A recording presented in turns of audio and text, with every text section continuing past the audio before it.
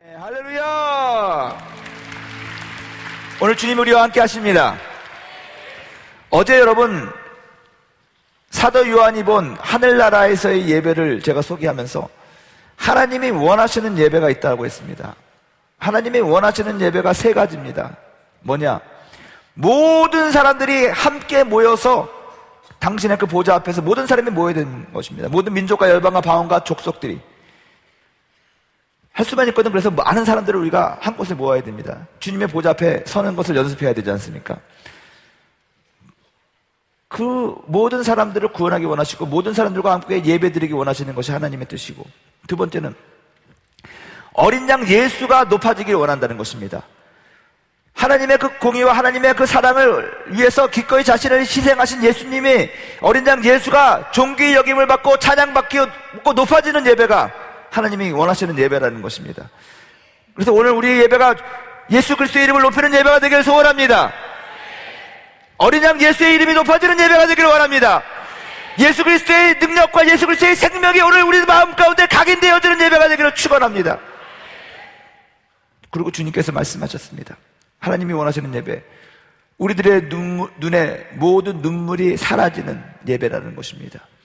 하나님이 맡으시는 최고의 영광은 하나님 안에서 우리가 만족감을 느낄 때라고 했는데, 우리가 슬픔과 걱정과 근심과 번민이 있을 때 예수 그리스도께서 우리를 그분의 생명새 숨으로 데리고 가서 우리들에게 먹여주시고 입혀주시고 우리 눈에 있는 모든 눈물을 씻어주신다는 것입니다.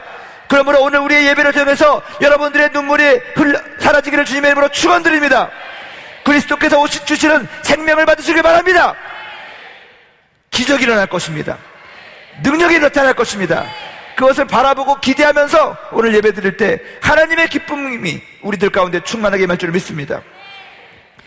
그리스도인이라는 정의가 뭡니까? 그리스도를 따르는 사람들, 예수님을 따르는 사람들. 안디옥 교회 시절에 사람들이 별명을 붙여주었다는 것입니다. 저 사람들은 뭔데? 좀 특별하다. 예수 그리스도를 따르는 제자들이구나. 그래서 그들에게 크리스찬이라고, 그리스도를 따라가는 사람, 크리스찬이라고 별명을 붙여준 것입니다. 그러면 예수 그리스도를 따라간다는 것은 무슨 의미가 있다는 것입니까? 예수님처럼 생각하고 예수님처럼 산다라는 것입니다. 예수님은 어떻게 살았습니까? 항상 하나님을 의식하고 하나님을 예배하며 살았던 분이라는 것입니다. 아침 일찍 일어나서 주님 앞에 기도하러 갔다는 사람이라, 기도하셨던 분이라는 것입니다. 하나님에 대해서 항상 가르쳤습니다. 하늘나라에 대해서 가르쳤습니다. 하늘나라를 전파하셨습니다. 아픈 사람들을 불쌍히 여기시고 긍휼히 여기시고 그들을 치료하셨다는 것입니다. 흑암에 있는 사람들을 끄집어내서 회복시켰다는 것입니다. 우리들의 손가락질하는 세리와 창기 들어가도 기꺼이 그를 함께 하시면서 그들의 영혼을 구원하시기를 주저하지 않았다는 것입니다. 그리고 지극히 소자, 작은 자에게도 주님께서는 정성을 다하며 그를 위하여 희생하셨다는 것입니다. 여러분, 이 모든 것들을 예수 그리스도는 하나님의 능력으로 하신 것을 여러분 기억하시기 바랍니다. 그리스도인은 그러면 어떻게 살아가는 사람이냐? 이렇게 살았던 예수님처럼 우리도 하나님의 능력을 구해서 하나님의 능력으로 사람들과 함께하며 그들을 치료하고 그들을 회복시키며 그들에게 하나님의 나라를 전파하고 하나님의 나라에 대해서 가르치고 하나님을 예배하며 늘 주의 뜻을 구하는 기도를 하는 사람이라고 저는 믿습니다. 그러려면 우리들의 마음의 중심에 무엇이 있어야 되냐? 예수님이 있어야 돼요. 예수님과 함께하고자 하는 마음이 있어야 돼요. 내 뜻대로 살 거예요. 그게 아니라 주님 뜻대로 살 겁니다. 그러니 주님 나와 함께 하시고 나에게 조언해 주시고 나와 동행해 주시고 그렇게 한 길을 걸어가기를 원합니다. 주와 같이 길 가는 것을 즐겁기를 원합니다. 여러분, 왜 우리가 하나님을 못 느끼냐면요, 제 경험이에요. 이건 절대적인 건 아닙니다. 하나님을 내가 안 좋아하면 하나님과 동행하는 것을 내가 못 느끼더라고요. 하나님이 인격적이신 분이시고 그래서 내가 싫다 그러면, 내가 밀어내면 하나님은 떠나지는 않으시는데 그만큼 내가 그걸 못 느끼는 것 같아요. 근데 내가 하나님에 대해서 좋아하는 마음이 생기잖아요. 정말로 내 눈앞에 있는 어떤 지체를 내가 좋아하는 것 같이 정말로 예수님을 실제적으로 그렇게 느낄 때가 있더라고요. 정말 좋은 거예요. 좋은 말. 말씀이 정말 나한테 전화로 사랑한다 그렇게 얘기하는 것 같이 느낄 때가 있어요. 여러분, 우리들이 하나님 앞에 그럼 이렇게 우리의 마음을 열고 했을 때 아버지의 사랑이 느껴지게 돼요. 하나님이 나와 함께 하시는 것이 느껴지게 되는 거예요. 근데 여러분, 그렇게 됐을 때 하나님과 동행하는 것을 우리가 원해야 돼요. 즐거워해야 돼요. 근데 일부러 즐거워할 필요는 없어요. 진짜 여러분들이 하나님 만나가지고 하나님이 좋나 안 좋나 한번 여러분들의 마음을 판단해 보세요. 하나님 만나가지고 두려운 사람, 두려운 존재는 만날 필요가 없어요. 근데요, 진짜 제가 100% 장담하건데 하나님을 정말로 만나면 하나님한테 빠질 수밖에 없어요. 하나님보다 매력적인 분은 이 세상에 아무것도 없어요. 예수보다 매력적인 분은 없어요. 정말 예수님을 여러분들이 만나면 그의 매력과 그와 함께하고 싶지 않은 사람은 없는 것 같아요. 만나보세요.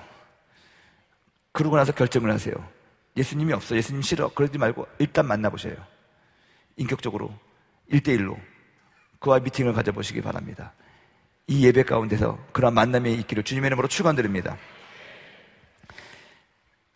여러분, 더 중요한 거는요, 하나님을 예배하는 예배가 하나님의 능력을 우리들한테 가져오는 것을 여러분 기억하시기 바랍니다.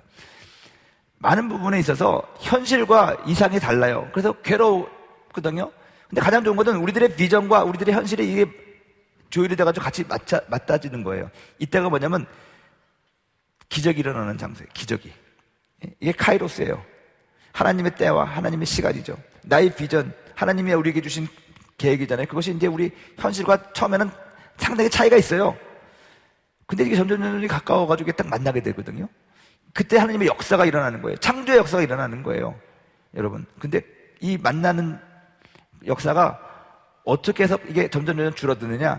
예배를 통해서 하나님의 능력이 우리 가운데서 우리들의 믿음이 쌓이고 하나님의 능력이 내려오고, 우리의 믿음이 쌓이고 하나님의 능력이 내려오고, 뭐 이렇게 되는 것 같아요. 굳이 설명하자면. 사랑하는 여러분, 예배를 통해서 하나님의 능력을 경험하시고 하나님의 응답을 경험하는, 응답을 당겨지는 역사가 여러분들 가운데 있기를 주님의 이름으로 축원드립니다. 성경에 보면 하나님의 사람들은요, 어떤 사람들이었느냐? 하나님을 예배하는 예배자였습니다. 그들은 가는 곳마다 단을 쌓았습니다. 구약에서 나오는 사람들, 족장들을 보십시오. 노아, 아브람, 야곱, 가는 곳마다 단을 쌓았습니다. 하나님을 예배했습니다. 신약 성경도 마찬가지입니다. 사도 바울 같은 경우 보면 가는 곳마다 단을 쌓았습니다. 빌립보에 도착해서도 예배하고 기도할 장소를 찾다가 그의 평생의 동역자 루디아를 만난 거 아니겠습니까? 하나님의 사람들의 특징은 항상 주님을 의식하고 주님을 어디서 가든지 예배하기 원했다는 것입니다. 복음을 전하고 하나님을 위해서 살기를 원하는 사람들은 어떤 상황 가운데서도 하나님을 예배하는 예배자였다는 것을 여러분 기억하시기 바랍니다. 우리들의 삶의 회복과 승리는 사실 우리들의 예배가 회복되었을 때, 공적인 예배가 회복되고 개인적인 예배의 삶이 회복되었을 때 일어나는 것 같습니다. 그래서 여러분, 우리는 문제가 있을 때 어떻게 해야 되냐? 예배해야 됩니다. 기쁜 일이 있을 때 어떻게 해야 됩니까? 예배해야 될 줄로 믿습니다. 주의 종들의 사역은 예배 드려주는 사람입니다. 예배 드려주는 사람. 그렇잖아요? 그래서 우리 여의도 순복음교회는 우리가 가지고 있는 가장 큰 강점 중에 하나가 뭐냐면, 우리 1세대 우리 어르신들은 문제가 있으면 3일 작정 예배 드려도 안 되면은 여리고 7일 작정, 7일 작정해도 안 되면은 21일 다니엘 작정, 21일도 안 된다 그러면 40일 모세 작정, 40일도 안 된다 그러면 1000일 솔로몬 작정. 그래가지고 누가 하나 문제가 있으면 그냥 그 구역에 달려 들어가지고 계속 박수치고 예배드리고 가고. 요즘에는 어떨 때는 예배를 잘 안 드리는데 뭐냐면 예배드리고 시험에 빠져서 그래요. 왜 시험에 빠지냐? 예배 후 애프터가 문제야. 예배만 드리고 딱 집에 가면 되는데 예배 드리고 밥을 먹으면서 사단을 내거든요. 저는 그랬어요. 어떻게 됐냐면 밥을 먹었는데 예배 잘 드렸어요. 밥을 냈는데 아무도 돈을 낼 생각을 안 해. 그러면 내가 구역장이니까 돈을 내거든? 그게 하루가 되고 이틀이 되고 3일이 되니까 짜증이 나요. 그러고 나서 미움이 생기기 시작해. 심지어 전도사님만도 미워. 전도사는 뭐야? 이게 돼요. 그래서 저는 우리들의 모이는 목적을 분명히 해서 정말로 내가 예배를 드리고 이게 문제가 있는 작정 예배를 드린다 그러면은 오늘 예배 끝난 다음에 교제도 상당히 좋은데 그걸 균형성 있게 잘 맞춰야 돼요. 오늘은 예배만 집중해야 되냐? 오늘은 교제를 할 거냐? 뭐 그래야 되는데 이거 만날 때마다 예배 드리고 밥 사줘야 되니까 부담돼가지고 모임을 안 잡게 되더라고요. 이거 개인의 고백이에요. 한 30년 전에 그랬다는 거예요. 근데 그게 요새도 그런 것 같아요, 보니까. 근데 이 작정 예배라는 것은 상당히 능력이 있는 예배입니다. 우리 장로님들, 우리 권사님들 계시지만 문제가 있으면 우리는 모여가지고 막 계속 예배 드리는 거예요. 그 사업장에서 예배 드리고 가정에서 예배 드리고 예배 드리는 거예요. 예배를 통해서 우리가 하나님의 능력을 우리가 체험했기 때문에 그랬습니다. 좋을 때도 예배 드려야 돼요. 축복 받았어요. 그러면 파티하는 것이 아니라 예배 드리는 거예요. 그 축복을 누가 줬는데요? 하나님이 준 거 아니겠습니까? 하나님께 감사의 예배를 드리는 거예요. 기쁨의 예배를 드리는 거예요. 여러분, 어떤 분은 그래요. 문제가 있어요. 목사님, 우리 집 부도나게 생겼어요. 7일 작정 예배 드려주세요. 그래서 작정 예배 7일 동안 갔어요. 근데 어떤 분한테 감동받는 거는 뭐냐? 목사님, 우리 사업이 잘 됐어요. 7일 작정 예배 드려주세요. 여러분, 혼인잔치 7일 동안 하고 3일 동안 하고 그러잖아요. 기쁜 일이 있을 때도 우리는 작정 예배 드리고 막 그래야 되는데 어떤 사람들은 그냥 기쁜 일이 있을 때는 밥 한 번 먹는 걸로 짜증하고 그렇게 갈 때가 있어요. 우리가 항상 주님께 감사하고 주님께 안테나를 세우고 간다면 기쁠 때도 예배하고 슬플 때도 예배하고 항상 우리들의 개인의 삶과 모든 범사가 하나님께 의미를 두는 예배자의 삶을 살게 되기를 주님의 이름으로 축원드립니다. 그래서 저는 기대합니다. 2017년 한 해는 오늘 우리 이 액팅 대학 청년국 내에 하나님의 능력과 영광이 있는 회복이 있는 예배를 소망하게 됩니다. 그리고 예배의 회복을 기대하면서 매 시간 예배를 인도하기를 원합니다. 제가 오늘 아침에 예레미야 31장을 말씀을 묵상을 하는데 3절과 4절에 보면 그런 말이 있어요. 옛적에 야훼께서 나에게 나타나서 내가 영원한 사랑으로 너를 사랑하기에 인자함으로 너를 이끌었다 하노라. 처녀 이스라엘아, 내가 다시 너를 세우리니 내가 세움을 입을 것이요 내가 다시 소고를 들고 즐거워하는 자들과 함께 춤추며 나오리라. 제가 왜 이 말씀을 묵상을 했냐면 건방진 말씀 같지도 모르겠지만 오늘날 우리 교회에 또 우리 한국 사회에 수많은 예배가 있습니다. 그렇게 많은 예배가 있는데 능력이 안 나타나고 역사가 안 나타나는 거예요. 하나님을 예배하면 반드시 역사가 일어나게 되어 있는데 역사가 안 나타나요. 그건 뭐냐? 예배가 잘못됐다는 겁니다. 예배가 회복되어야 된다는 것입니다. 정말로 기쁨의 예배가 회복이 돼야 되고 능력의 예배가 회복돼야 되고 무엇보다 어린 양 예수가 존귀 받으시고 하나님이 기뻐하시고 우리들의 눈에서 눈물이 없어지는 그런 예배가 회복이 돼야 될 줄로 믿습니다. 그러기 위해서는 무엇이 필요하느냐? 하나님이 우리를 사랑하시고 하나님이 우리와 소통하시는 방법을 알아야 돼요. 그게 뭐냐? 인자하심이에요. 인자하심. 여러분, 구약의 하나님과 신약의 하나님은 좀 달라요. 표현하는 것이. 예수 그리스도 이후로 하나님은요 우리를 질책하지 않으세요. 왜냐하면 예수님을 통해서 우리를 보시기 때문에. 예수님이라는 존재가 어떤 분이냐면 하나님의 모든 진노와 모든 짜증까지도 다 그분이 없애버리신 거예요. 정말이에요. 그래서 오늘날 우리를 보실 때 예수님을 통해서 보시기 때문에 하나님은 우리를 매질하지 않으세요. 매질하지 않으세요. 근데 어떤 사람들은 수도 없이 내가 뭐 잘못하면 하나님이 이거 사랑에 매라도 칠 거야. 그게 아닌 거예요. 그게 아닌 거예요. 세상에서의 사람들을 다스리는 거는 당근과 채찍이에요. 저도 채찍 엄청나게 했거든요. 최근까지도 내가 채찍을 좀 부려야겠다. 기강이 빠졌다. 막 채찍을 하려고 그랬는데 다니기도 하면서 계속 내가 회개하는 것이 뭐냐면 하나님은 한 번도 나에게 채찍을 내리친 적이 없어요. 가만 생각해 보니까 하나님은 당근만 주세요. 당근만. 왜냐하면 예수님 때문에 우리들의 모든 것들을 그분은 용납하시고 이해하신다는 거예요. 인자함으로 그분은 경영한다는 거예요. 고린도전서에 보면은 13장 13절에 믿음과 소망과 사랑 이 세 가지는 항상 함께 있을 것인데 그 중에 제일은 사랑이라. 여러분들은 믿음과 소망과 사랑 중에 어느 것을 더 좋아하세요? 이게 보니까요, 내가 어느 지체를 보니까 자기를 사랑하는 사람이 있고 자기에게 희망을 주는 사람이 있어. 그럼 여러분들은 누구를 택할 것 같아요? 내가 보니까 자기를 사랑하는 사람보다는 자기에게 희망을 주는 사람을 택하는 사람이 있더라고. 근데 가만히 보니까 나도 그랬던 것 같아요. 내가 보니까 그 비전이 중요한 거거든요. 그래서 보니까 막 희망, 뭔가 잘 살고 싶고 내가 막 잘하고 싶어. 그래서 그 희망을 따라가요. 그래서 사랑을 포기해. 그럴 경우도 있어요. 근데 이게 틀린 것은 아니겠지만 성경에는 뭐라고 되어 있냐면 믿음과 소망과 사랑은 항상 함께 있는다고 그랬어요. 이게 항상 함께 있는 거예요. 근데 어떻게 함께 있느냐? 사랑 안에는 믿음과 소망이 다 들어가 있어요. 사랑하게 되면은 그 사람을 향해서도, 그 일을 향해서도 소망을 갖게 되는 것이고 희망을 갖게 되는 것이고, 그리고 그 사람을 신뢰하고 믿기 때문에 믿음이 생기는 것이고, 하나님을 향해서도 마찬가지예요. 하나님께서 하나님께 바라는 것이 있어요. 소망하는 것이 있어요. 그러다 보니까는 하나님이 우리들의 바라는 것과 소망하는 것을 잘 안 해주면 우리들은 금방 낙심하고 좌절하고 넘어지는 거예요. 소망의 하나님만 바라보면 좋을 때는 좋은데 이 모든 것을 이루고 나서부터는 믿음이 없어지는 거예요. 사랑의 하나님만에 거하면, 하나님을 사랑하면 그 사랑 안에서 하나님을 더 신뢰하게 되는 것이고 믿음이 생기는 것이고, 그 사랑 안에서 더 좋은 것을 기대하고 바라는 소망이 생기는 것이고, 그래서 사도 바울은 믿음과 소망과 사랑은 항상 함께 있는 것인데 그 중에 제일은 사랑이라. 사랑이 그 두 가지를 다 감싸고 있기 때문에 그런 것 같아요. 오늘 왜 이 말씀을 드리냐면, 우리의 예배를 가운데서 하나님이 우리를 만나주시고 우리를 경영하시는 것은 예레미야 31장에 나온 것처럼 우리에게 향한 그의 인자하심으로 한다는 거예요. 사랑으로 한다는 거예요. 그래서 여러분, 그 사랑을 느끼면서 하나님을 예배하는 여러분이 되기를 바랍니다.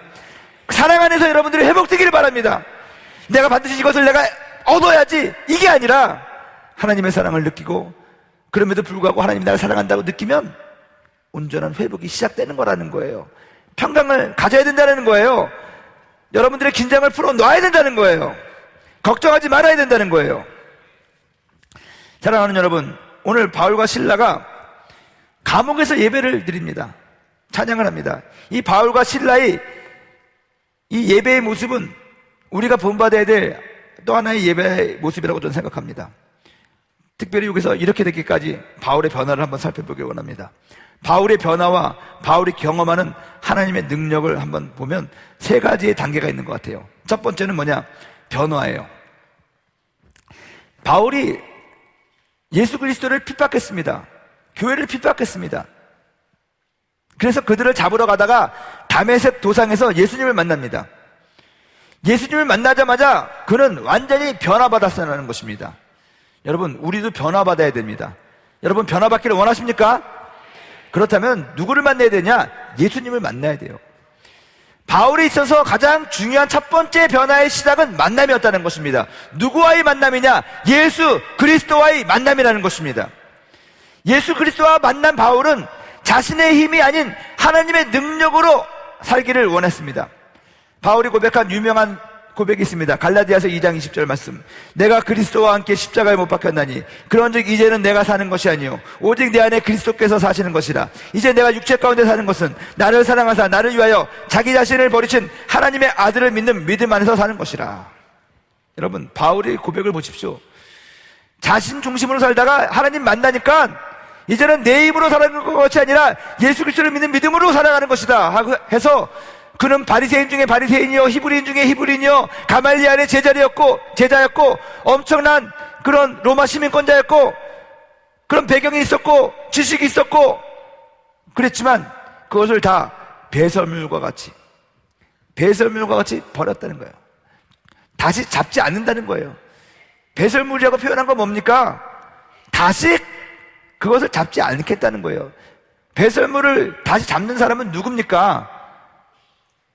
미친 사람이죠.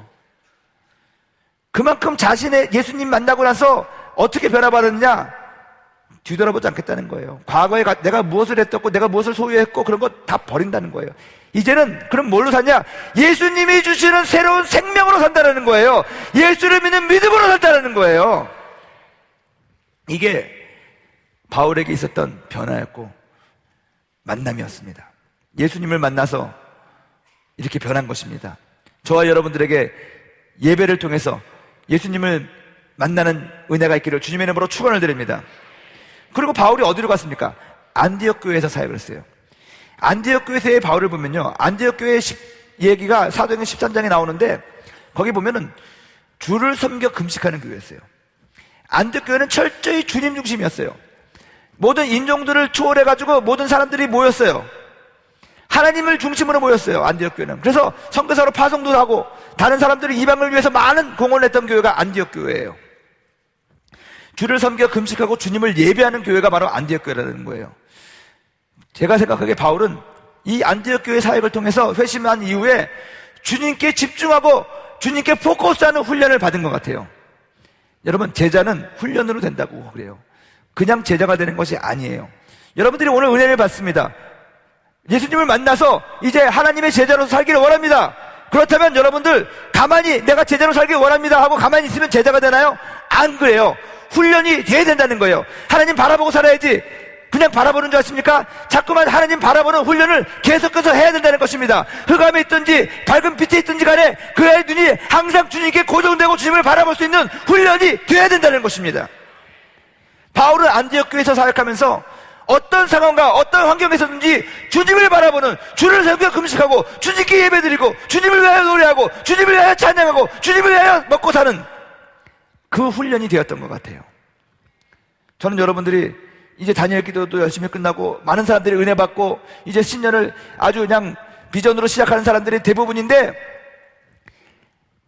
다니엘 기도 끝났으니까 은혜 받았으니까 이제 잘 되겠지, 그리고 가만히 있으면 잘 안 돼요. 훈련을 받아야 돼요. 훈련을 받아야 돼요. 정말로.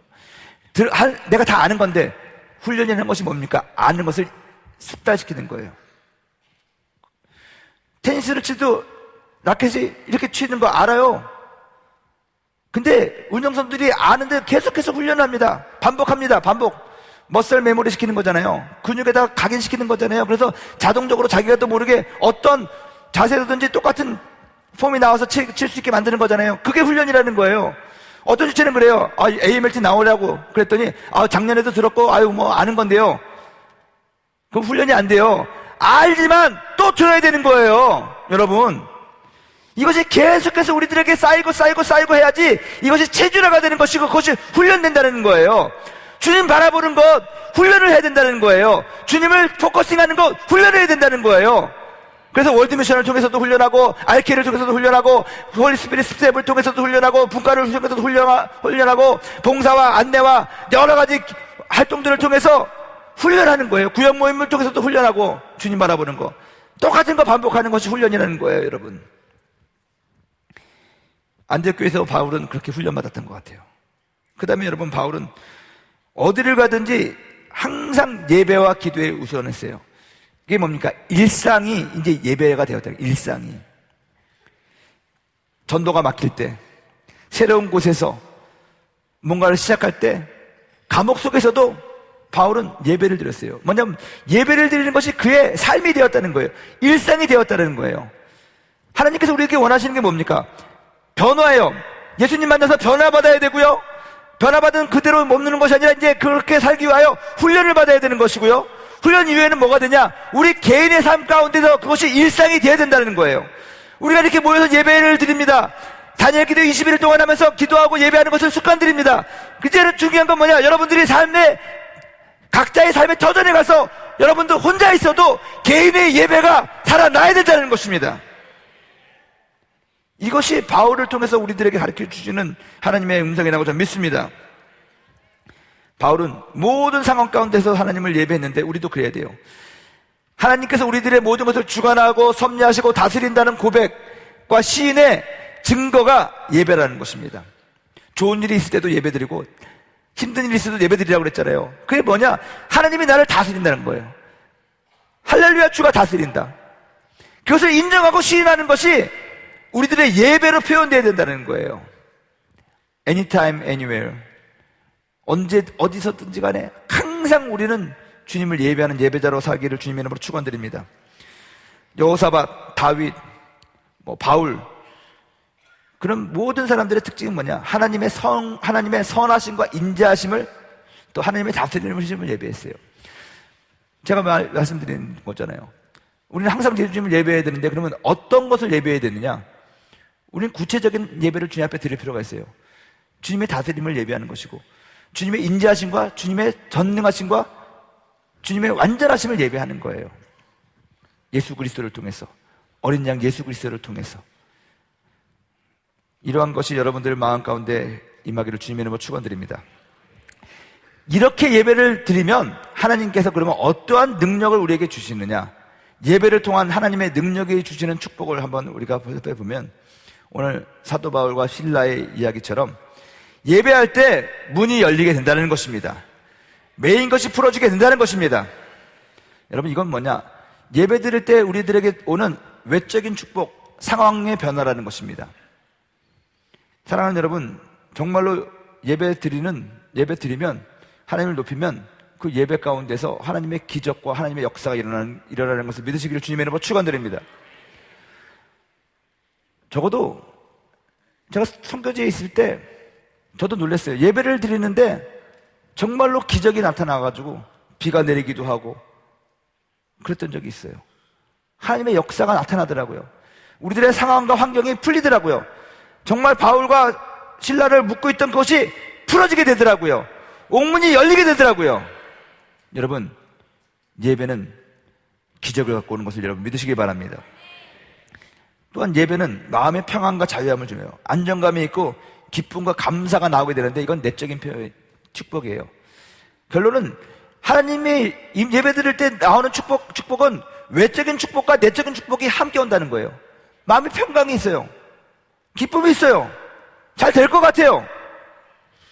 안정감이 있는 거예요. 그리고 기쁨과 감사가 나오는 거예요. 하나님의 뜻은 우리보다 더 크십니다. 그래서 우리는 알지 못하지만 왠지 하나님이 주시는 어떤 그런 안정감을 갖게 될 때가 있어요. 결국 그것이 모든 상황을 이길 수가 있어요. 역사가 일어난다는 거예요. 더 중요한 거는 바울과 실라의 찬양을 통해서도 나타났던 것처럼 이러한 것들을 다른 사람들도 듣고 본다는 거예요. 이건 뭡니까? 우리들의 예배를 통한 하나님의 능력의 역사는 하나님을 증거하는 전도의 수단이 된다는 거예요. 하나님의 구원하심과 하나님의 영광이 나타난다는 거예요. 그래서 우리가 예배 잘 드리면서 하나님의 능력이 우리들 가운데 임하는 것인 다른 사람들에게도 잘 보여줘가지고 하나님의 존재와 하나님의 능력과 하나님의 이름이 결국 많은 사람들에게 나타나고 증거가 된다는 걸 여러분 기억하시길 주님의 이름으로 축원드립니다. 저와 여러분들로 인하여 하나님의 축복이 많은 사람들에게 흘러가는 것이 이 예배의 마지막 단계라고 저는 생각이 들어요. 저는 여러분들의 삶 가운데에서 이러한 하나님의 회복의 역사가, 또 하나님의 축복의 역사가 넘쳐나기를 주님의 이름으로 축원드립니다. 오늘 바울과 실라의 예배를 에서 나타났던 그런 기적이 저와 여러분들에게 일어나기를 주님의 이름으로 축원드립니다. 그래서 오늘 다시 한번 우리가 믿음으로 기도합시다. 주여, 우리의 상황이 지금 바울과 실라같이 감옥 속에 있는지도 모르겠습니다. 정말로 힘들고 암울한 상황에 있는지도 모르겠습니다. 우리를 묶고 있는 수많은 족쇄들이 있습니다. 사슬이 있습니다. 근데 그것을 바라보는 것이 아니라 우리 하나님을 바라보십시오. 그리고 주님을 노래합시다. 구원하심이 보좌에 계신 어린 양에게 있도다. 우리 찬양하고 우리가 노래할 때 예수 그리스도를 붙잡고 주여 우리와 함께하여 주시고 우리를 도와달라고 우리가 그렇게 기도하고 예배할 때 우리를 묶고 있는 것이 풀려지게 될 것입니다. 또한 하나님의 축복과 은혜 속에 살아가고 있는 사람들이 있을 것입니다. 나의 나된 것은 하나님의 은혜라는 것입니다. 내가 잘나서 내가 똑똑해서 그런 거 아니에요. 주께서 여러분들을 축복해 주신 것입니다. 그래서 주님께 기도하십시오. 주님을 예배하십시오. 오늘은 그래서 우리의 상황이 어떠하든지 간에 우리는 오직 주님을 바라보며 주님 앞에 예배를 드리는 그런 오늘 기도가 되기를 바랍니다. 그리고 나서 주님께서 어떻게 역사하시는지, 주의 능력이 우리 가운데 어떻게 역사하시는지 기다리면 되는 것입니다. 저와 여러분들의 예배를 기뻐 받아주실 것을 믿습니다. 우리 다 같이 자리에서 일어나셔서 우리 찬양 드리고 우리가 기도할 텐데, 사랑하는 여러분, 다니엘 기도회의 연장선입니다. 그래서 오늘 주일 예배지만 그래도 기도를 좀 오래 할 겁니다. 기도가 더 간절히 필요하신 분들은 이 앞으로 나와 주시기 바라고, 우리 교육자님들 우리 2층에도 이제 배치가 될 테니까 여러분 서서 짧지만 안수 받으시고, 안수 받으시면 자리에 앉아 주시기 바랍니다. 우리 장로님들 좀 안수하는 거 좀 도와주시고요. 한 20-30분 기도할 텐데, 주여 온전히 주님을 바라보게 하여 주시옵시고, 바울과 실라의 예배를 받으셔서 우리 가운데 그런 놀라운 기적의 역사가, 하나님의 능력의 역사가 오늘 체험되게 하여 주시옵소서. 우리 찬양 드리고 기도하도록 하겠습니다. 수많은 무리들이 줄지어